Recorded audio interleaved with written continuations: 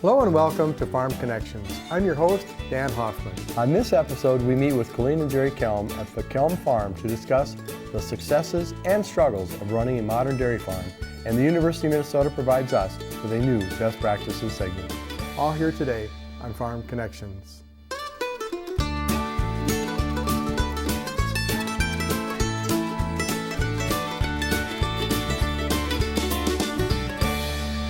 Welcome to Farm Connections with your host, Dan Hoffman. Farm Connections made possible in part by Minnesota Corn, working to identify and promote opportunities for corn growers, enhance quality of life, and help others understand the value and importance of corn production to America's economy. EDP Renewables North America, owner-operator of Prairie Star and Pioneer Prairie wind farms in Minnesota and Iowa. EDPR wind farms and solar parks provide income to farmers and help power rural economies across the continent. R&S Grain Systems, a family-owned business serving its customers for 50 years with leading designs in the manufacturing of grain handling equipment and grain storage systems. You can call them for a quote today.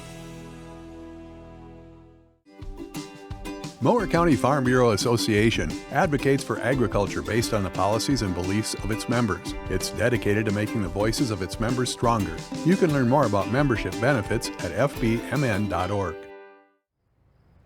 We're in rural Faribault, Minnesota on my sister Colleen Hoffman Kelm's farm. And what a farm it is. She's going to tell us all about it.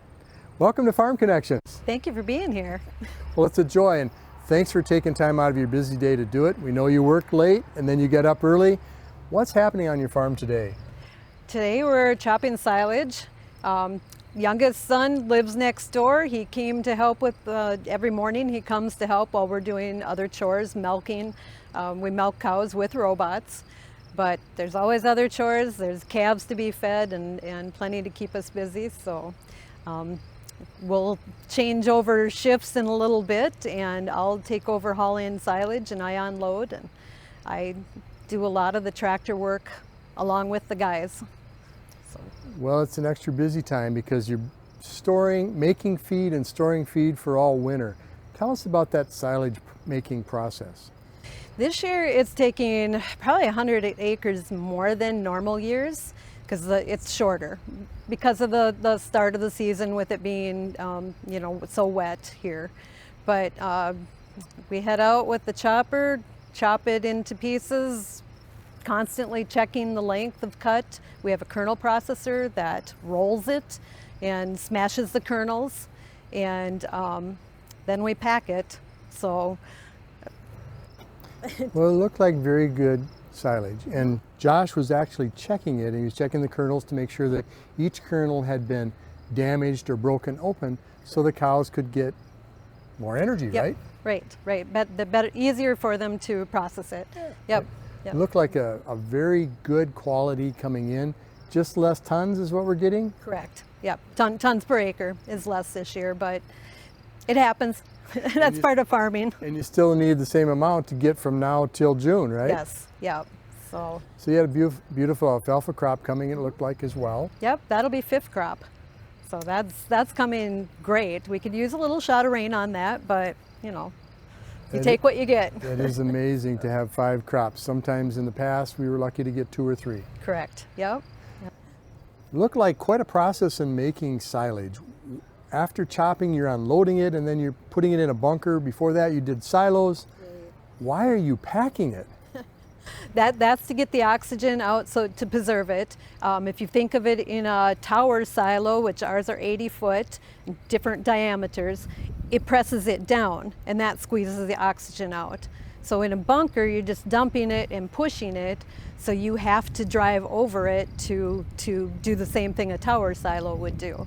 And we try to do the tower silos on weekends or on evenings when we don't have someone here to pack. So we kind of keep both of them going at the same time. So you're squeezing all that oxygen out, making an anaerobic environment, and then the silage goes through fermentation? Yep, goes through fermentation, kind of same as sauerkraut, basically. So. And the cows like that? And the cows like that, and it smells good. Yeah, the dog will even eat the corn out of it. So. Neat. Well, it looked like a very quality job out there. Are you adding anything to that silage? we're putting a preservative on. So that's just a lactobacillus. We put it on, we have a barrel on the chopper, so it sprays it on as it goes through the blower and then blows it into the wagon. And it's just a bacteria, good bacteria like we have in our stomachs, basically. Awesome. So that just, Sounds like there's a lot of science in dairy. there is, yep. And you have Jason and Josh both helping with the harvest. That's got to be heartwarming for a mom. That is wonderful. Yep. The son that doesn't farm here full time, but he came when we needed him and is helping out, and everybody just kind of fills in as needed. So I think it's kind of like a dance. We have one person stops and the next person takes over, and we just keep rolling. Trying to use resources, trying to use time and make this farm move. Yep, you want to do it as fast as you can, as the moisture is good in the field. So this was originally Jerry's farm. And of course, when a farm spouse admits that she knows about dairy cows and knows how to milk cows, things change, right? Right. What changed for you? Actually, Mom and Dad had pigs. The cows were gone by the time I was 12. But, and the only tractor I had driven was a John Deere B raking hay, so I had to learn a lot. But it kind of started taking over with like the baby calves and of course milking, helping with the cows, helping with any new ones, bringing them in, and progressed from there. What's your vision for the farm going forward? The next generation, just Josh is here full time. We've changed, we put in the robots in order to make it a little bit easier for the next generation, so we can support 2 families and 2.5 because our other son too. So, and then hopefully the kids, the grandkids. I was put on earth to be a grandma. So my 5 grandkids are here whenever they can be and enjoying life too. And it looks like you're doing whatever you can to incorporate them into the farm life, the work day or the work day and night. Yep. But you're also worried about safety because you're doing some things. What's a safety tip for people on farms? The kids know what to stay away from. The kids, from day one, they've known, the cows are okay as long as you're in front of them, you don't crawl in with them. They go in with the little ones, of course, but the bigger ones, they know. So they're trained right from day one when they're pushing them around in the stroller. And as far as equipment, same thing, stay away from the tractors or be in with us in the cabs. We have cabs on all our tractors, so that's something that's changed from when I had babies. And then they like to play on the silage bunker, and they have to wear their reflective vests if they're out there. And because we have cell phones, we text each other who's out there and exact times, and then okay, they left. And if they come to the farm on the 4-wheeler, I get a text that they're on their way. So thank goodness for cell phones. Big help. And of course, part of your job perhaps as a farm spouse is working with the daughter-in-laws. Yeah. You got Jamie and Brittany? Jamie kind of keeps things going with Jason and the boys, and texts, hey, the boys can come over and play because the other ones are here or whatever. And Brittany works full-time selling beef that we raise all our steers. So she's got, that's kind of her little business and part of being part of the farm. So. What do you see as difficult challenges in the dairy industry? Pricing. Things cost so much more than they used to. I mean, we bought the farm on 40 cows and we had 320 acres. 4-row planter, open tractors, but we did it, we got it done, and we still had a life. Now it's go, go, go, putting in longer hours, harder hours. Even though the robots make it easier, there's still other things that we have to do that are taking it more time and harder. There's a strong probability that technology costs money, right? It does, yes, yep. Hopefully the milk price will go up. I mean, it comes and goes, same as any commodity. Well, not only do you have to buy it, you have to maintain it and bring electricity to it and keep it clean and put new parts on it. But a small farm might not be able to afford the technology plus feed the entire family, right? Right. Yeah, it's sad, from what it was 40 years ago. Yeah. But you're still in the industry, and not many people can say that. So you must be doing something right. What do you think you've done that's right? Um, just dedicated, you know. There haven't been vacations, but we make going out to eat or going for parts a vacation. Not as much anymore as what we used to, but we did those things as a family. Colleen, as I've been on the farm today, I've heard a lot about quality feed, quality products sold. Can you elaborate on that? What do you do to make sure we have good food? Quality is, for the cows, is comfort and just keeping them happy, giving them what they want. They are in an enclosed building, and that is in front of a fan. They can walk a couple feet to water. They can walk a few feet to be milked as they want. Quality feed in front of them at all times. We have a feed pusher too, so there's always quality. You want the best feed going into them. It's kind of like an athlete and what they eat. You know, just eating good stuff. You don't eat candy bars and expect you can run all day on it. So we do have a nutritionist that comes out and checks the feed on a regular basis and changes as needed, because as you go in the field, as you're chopping silage or hay, quality can change in the field. So then the nutritionist helps make sure that that's all right and they're getting what they need for that. The quality milk, the robots do a fantastic job cleaning cows. So because of the environment that they're in, they stay pretty clean, but it's a double insurance to keep them clean. No human hands touch the milk. It goes directly into a cooler, refrigerator type cooler, and is stirred, picked up every other day. Everything is tested. Never any antibiotics. If we do use, it's tested, so nothing goes into the tank that can be harmful. The milk, he takes a sample, and his milk is that sample is then checked for bacteria. There's a plate bacteria. There's a LPC is a long plate count, so that's for cool water, the cool milk, and there's a PI count, and that's just a whole nother bacteria also that is counted. So between us and our co-op, we do the best we can to keep milk extremely clean and fresh. Well, when we're in the barn, we see so much stainless steel, and also in the area where the cows are resting, close to that fresh water you talked about, air quality is really good. Mm-hmm. And how do you keep and maintain good air quality? Run-in fans. There's exhaust fans. There's fans blowing on the cows. Water too is another thing that is tested, just to make sure everything is good with that. I mean, those cows, you take care of them like you take care of a baby. Not to compare an animal to a human, but you have to take care of them. And they'll hopefully take care of you, right? Exactly. So Colleen, obviously everybody cares about food quality and how it tastes. And some people perhaps don't understand all that you go through to get that quality product. Do you ever have any feedback from consumers that makes you think they don't understand what they need to know? Sure, for sure do. Yes.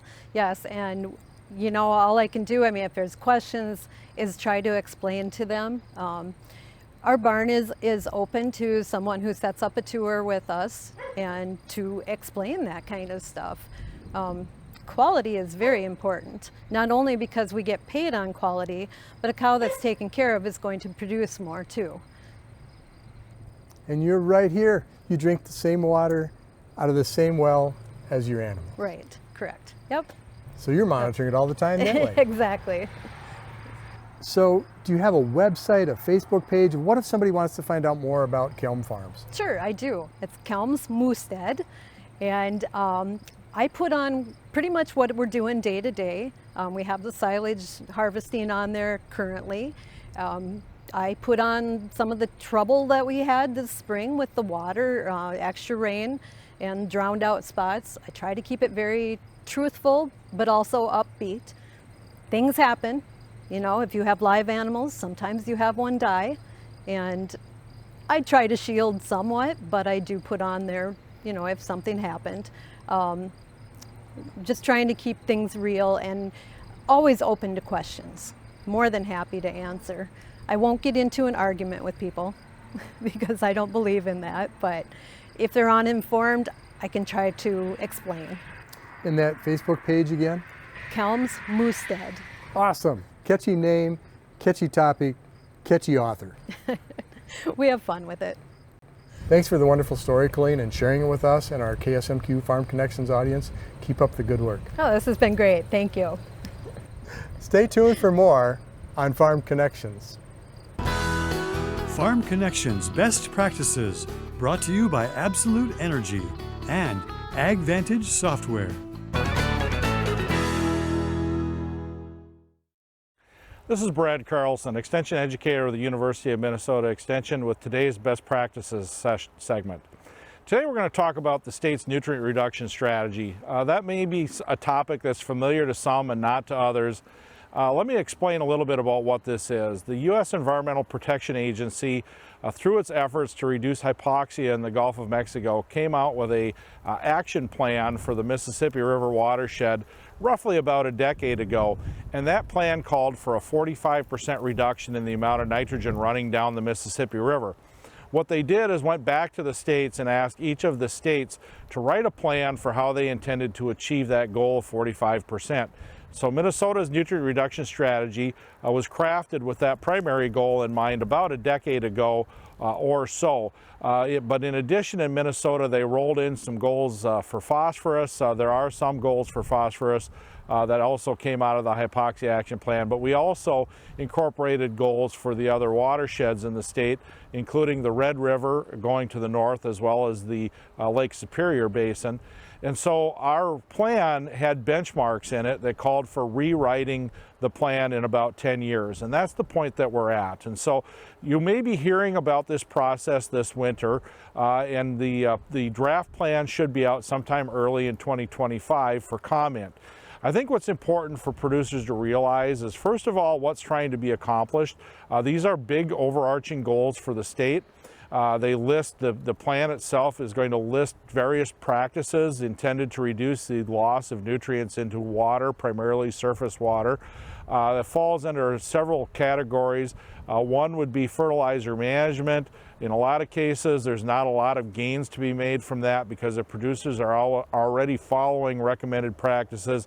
We've probably reduced as much as we can, but there's other practices such as edge of field practices, which are in a lot of cases are retrofitted into drainage systems and intended to treat the water as it comes out of drain tile before it discharges into surface water. These are things like bioreactors, saturated buffers, control wetlands, and so forth.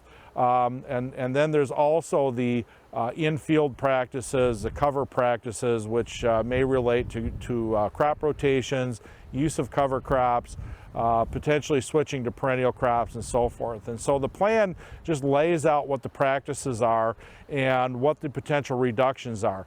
Now, where the rubber meets the road in Minnesota is going to be at our watershed plans. In Minnesota, we have watershed plans that are developed for HUC 8 watersheds. HUC stands for Hydrologic Unit Code, and 8 is an 8-digit number. That's not important, but realize these are rivers that are roughly about 1 to 2 counties in size, and these plans are developed on the local level. So they take these practices out of the state's nutrient reduction strategy and they look at what things are most applicable in the area. And so we can look at, once the state's nutrient reduction strategy revision is done, that as these plans get updated locally, that's where individuals are going to have the opportunity to give input on what's going to work for them locally for practices. And so I would encourage all involved farmers and ag business and really anybody who cares about water quality, kind of stay in touch with this rewrite. There'll be a comment period, and then particularly get involved on the local level as the opportunity becomes available over the next several years. This is Brad Carlson, Extension Educator of the University of Minnesota Extension, and this has been our Best Practices segment. Welcome to Farm Connections. We traveled to rural Faribault, Minnesota to the Jerry and Colleen Kelm farm. And with me today is Jerry. Jerry, thanks for having us. Thanks for coming out, Dan. Well, we know you're busy. There's a lot going on, so thanks again for taking the time. What's happening today? Well, with the nice weather, we're hot and heavy in silage harvest here on the dairy. So that's our main focus, get the chores done and head to the field. Well, speaking of chores, there's a lot to do here. What kind of chores happen on a dairy farm?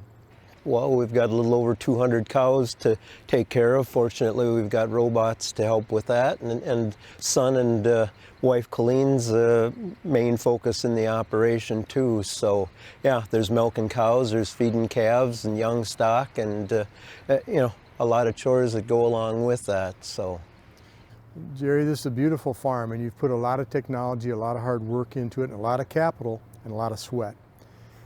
What caused you to get into dairy farming? Well, obviously I grew up with it. I'm the fourth generation here on this farm, so there's a lot of others that have gone before me and set it up, and it's what I grew up with. It's what I enjoyed all along, being outside working with the cattle. So it was just natural to stay with it for me. I couldn't think of a job that I'd be more happy with, and thankfully wife came along with that. Or it doesn't work unless there's a good partnership, and especially on a dairy farm, if the rest of the family doesn't understand and go along with you can't always attend celebrations or be there on time.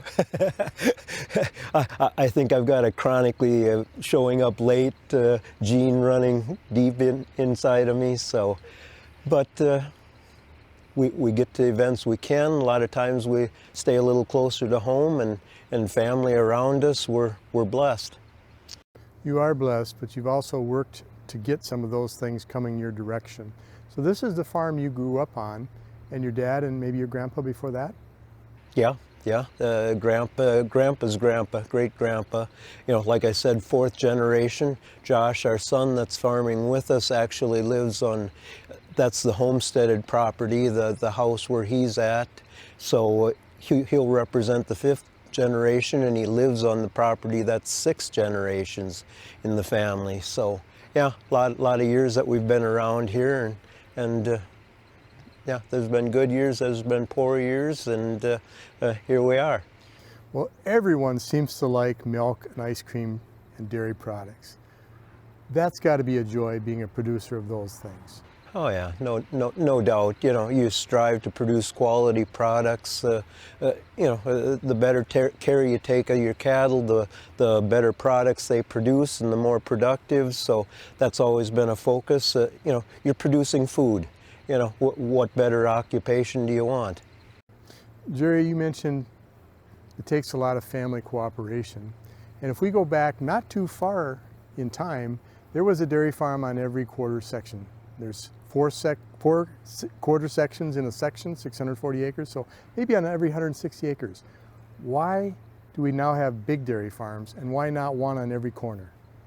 Well, it takes a lot of dedication first to the farm, and like I said, there's been ups and downs in the industry, and every time an industry takes a downturn, there's some that just decide not to continue anymore. When Colleen and I started on the farm here, Dan, we were milking 40 cows, and we were paying our bills, and we got our start. Now we're milking 250 cows, and we've still only got 2 families. There's still only 3. We've got a little bit of part-time help, but very little, doing the same work, but the workload is magnified how many times. Technology, like I said, we're milking with robots. The size of the equipment's changed. That's the way everything's gone. You don't see the mom and pop grocery stores on every corner like we used to. Everything has gone that direction, and for the sake of efficiency, that's just what's dictated the flow. And certainly if you want to buy technology and incorporate it in your farm, it takes a lot of money, doesn't it? No doubt. No doubt.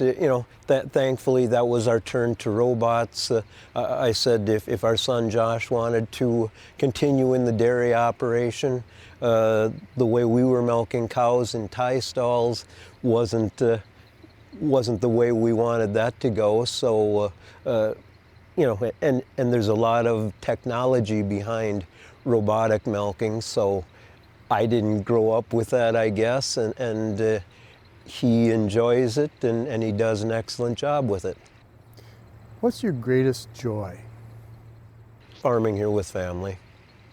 In watching the next 2 generations? Yeah, having our kids around us constantly. Josh's family joins us daily. Jason, our other son, lives right down the road here, and his kids are here real often. Opened up a field of corn silage, and they're standing on the edge, just got home from school to wave at us. You know, how much nicer can you have it? You know, we don't have a lot of time to be away from the farm. Thankfully, our kids and our grandkids are right here around us, so. Jerry, it's a delight. Keep up the good progress, and thank you for the teamwork and the leadership you're showing on this farm. Thanks for joining us here today, Dan. You bet. Well, that just about does it here for today's episode of Farm Connections. I'm Dan Hoffman. Thank you for joining us.